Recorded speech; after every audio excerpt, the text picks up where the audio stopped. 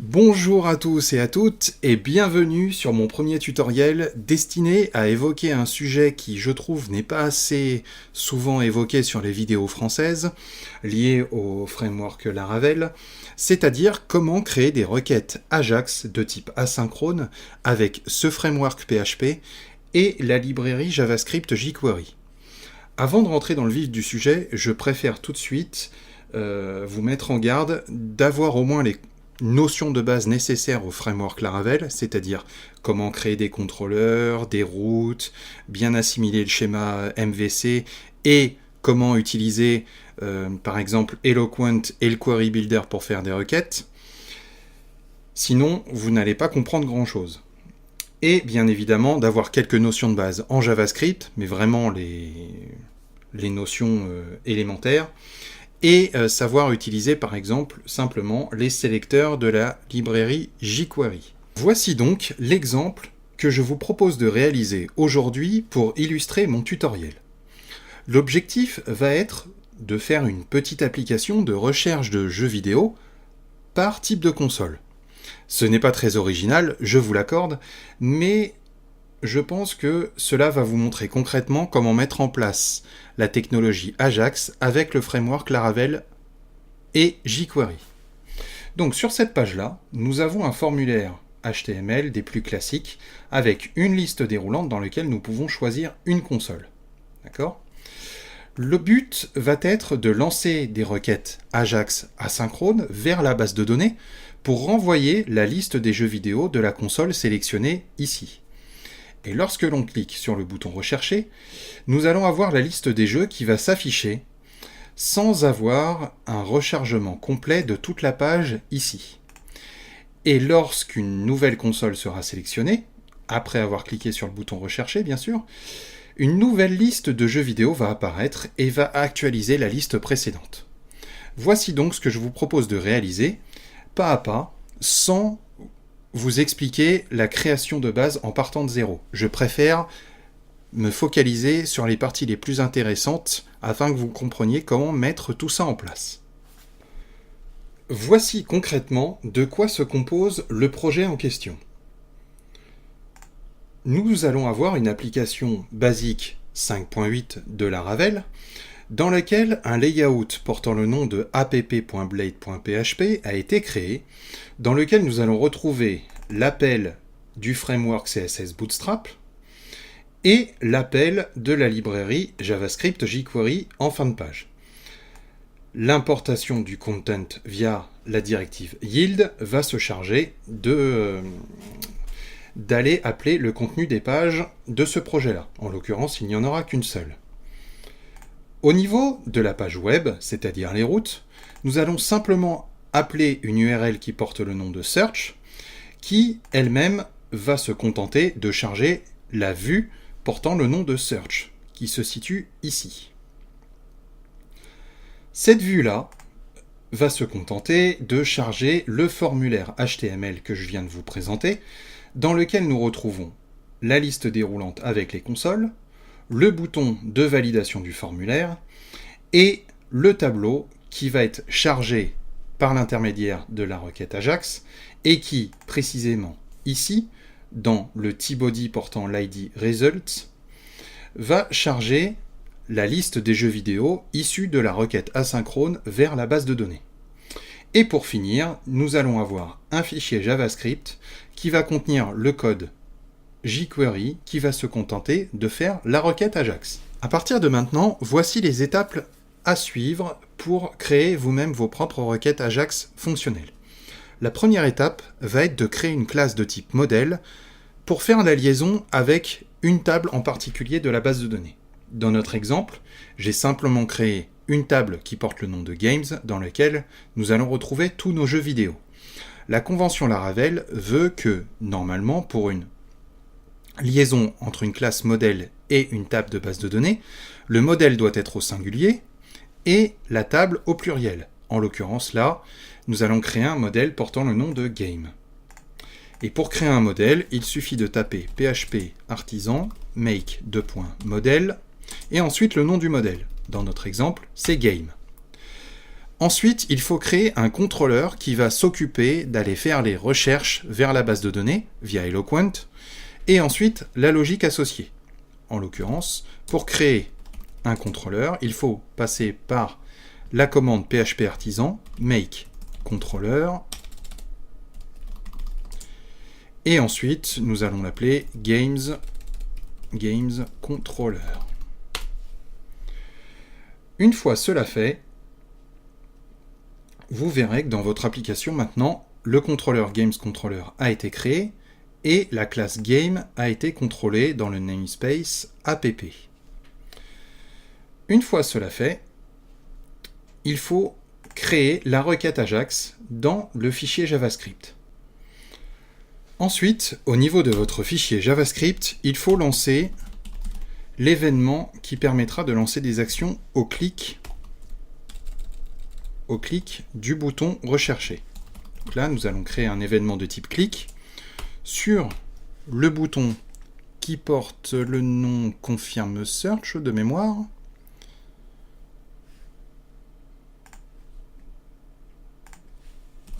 Confirme search, ici, c'est le bouton qui porte l'identifiant ici, confirme search. C'est celui-là sur lequel nous allons lancer l'événement.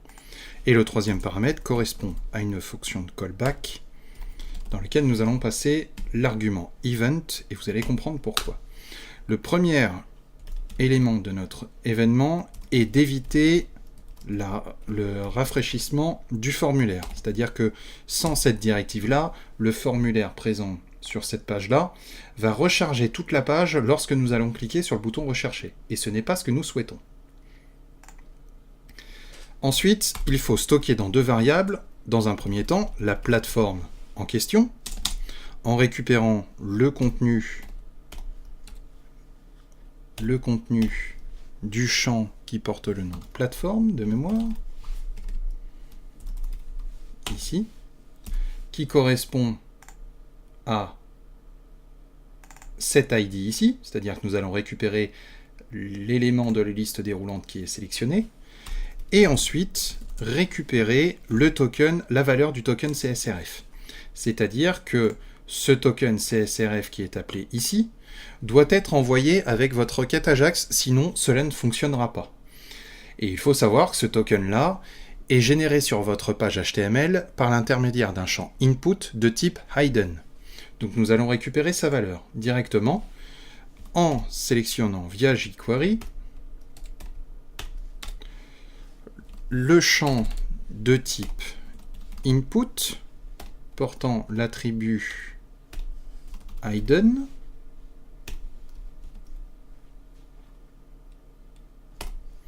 voilà, en récupérant l'attribut value. Et nous avons le token CSRF. Ensuite, la requête Ajax, une requête Ajax en jQuery, se tape avec la directive $.ajax. Vous ouvrez des parenthèses et vous ouvrez et fermez des accolades. Je vous conseille de le faire dès le départ, comme ça vous n'oubliez pas. Et cette requête Ajax va prendre plusieurs paramètres. Le premier paramètre évident va être l'URL sur lequel vous allez faire cette requête-là. Dans notre exemple, l'URL, j'ai décidé de l'appeler search game. Vous allez voir par la suite ce qui se passe. Ensuite, le deuxième paramètre correspond aux données que vous allez envoyer à votre requête Ajax. En l'occurrence, nous allons ouvrir un objet et dans lequel nous allons intégrer la variable plateforme et token que nous venons de créer. C'est-à-dire que nous envoyons la variable plateforme et la variable token. Ensuite, il faut préciser quel type de méthode HTTP va être utilisé. Dans notre exemple, nous allons utiliser la méthode POST. Et pour finir, le dernier argument consiste à préciser ce que nous allons faire si la requête fonctionne, c'est-à-dire avec la directive success. Dans notre exemple, nous allons créer une fonction de callback qui va porter l'argument data, dans lequel nous allons, dans un premier temps, simplement faire un affichage via la console du retour de notre requête Ajax. Une fois que la requête Ajax est bien préparée, il va falloir créer une route qui va être liée au paramètre URL que nous avons créé ici et qui devra porter exactement le même nom pour que tout fonctionne. Avant de faire cela, j'ai pris le soin de corriger quelques erreurs que j'ai détectées, comme par exemple l'oubli de l'ajout de type ici, pour que la variable token fonctionne bien, et surtout le renommage de la variable token en underscore token. Pour que la requête Ajax fonctionne bien, il faut que le token soit enregistré dans une variable qui portera le nom de underscore token. Donc, nous allons créer maintenant la route pour envoyer la demande au contrôleur. Dans le fichier web, nous allons créer une route de type post, puisque la requête Ajax est de type post, que nous allons appeler de la même manière que l'URL de notre requête Ajax, à savoir searchGame. Ensuite, cette route-là, nous allons la connecter directement à notre games controller et à une méthode que nous allons appeler searchGame, histoire d'être très original. Une fois que cela est fait, dans notre games controller, nous allons justement créer cette méthode searchGame. Ensuite, il s'agit d'aller dans notre games controller et d'aller créer la logique pour récupérer les données. Dans un premier temps, il va falloir importer la classe de notre modèle, que l'on a appelé game. Sans cela, nous ne pourrions pas récupérer nos enregistrements issus de la base de données. Ensuite, il s'agit de créer une méthode publique qui va porter le nom de searchGame, c'est-à-dire le paramètre que nous avons envoyé dans notre route. Très important de garder le même nom. Cette méthode-là va récupérer tous nos jeux vidéo dans une variable qu'on a appelée $games et via Eloquent, nous allons créer une requête qui va récupérer donc les jeux pour lesquels la colonne console est égale à $request de plateforme. Et on termine avec la méthode get pour récupérer les résultats. Bien sûr, ne pas oublier l'objet request, sinon cela ne va pas fonctionner. Donc voilà. Et pour finir, on return la variable $games à notre requête Ajax. On va maintenant terminer en s'occupant de la partie d'affichage sur la page search ici, dans Result. Pour arriver à ça, on va simplement enlever le console log ici et faire, dans un premier temps, l'affichage de notre tableau qui est masqué par défaut. Donc, celui-ci s'appelle result table et nous allons utiliser la méthode show pour l'afficher. Je sais bien, result table, normalement, voilà, celui-là. C'est bien celui-là. Ensuite, nous allons faire une boucle for qui va aller créer dynamiquement justement les lignes dans notre tableau en dynamique. Pour cela, nous allons remplacer array par data, puisque c'est notre objet ici. Et on va aller ajouter directement dans results, on va ajouter des balises tr et td avec notre objet data, enfin dans le tableau data sur lequel on va récupérer l'indice index et la clé jeu, pour finir par fermer les balises td et ensuite tr. Très important, chose que j'ai oubliée, il va falloir ajouter un argument qui est le data type, pour préciser en fait quel genre de données vous voulez renvoyer par votre requête Ajax. Par défaut, je vous conseillerais d'utiliser le format JSON, qui est très populaire dans ce genre de cas de figure. Allons voir du côté du navigateur si tout se passe bien. Donc, on va charger notre page ici tout simplement et afficher à côté la console de débugage de Google Chrome. Si on clique sur Rechercher, vous voyez la liste des jeux vidéo de la Super NES apparaît à l'écran. Mais si on cherche une autre console et qu'on clique sur Rechercher, vous voyez que la liste, au lieu de s'actualiser, va s'allonger. Et à chaque clic du bouton, la liste va grossir de plus en plus. Et bien pour résoudre ce problème, c'est très simple. Il va suffire de rajouter une directive pour vider l'identifiant result, notre élément result, à chaque succès d'une requête Ajax. Et normalement, si l'on recharge la page, là nous avons bien les jeux Super NES, et là nous avons bien les jeux Mega Drive qui s'actualisent à chaque fois en écrasant les résultats précédents. Pour finir, comme je vous avais promis, voici ce qu'il se passe si jamais vous n'envoyez pas correctement la variable token dans votre requête Ajax. C'est-à-dire que là, si je prends mon appel et que j'enlève la variable token directement et que j'essaye de recharger la page et de refaire un appel Ajax, regardez ce qui va se passer.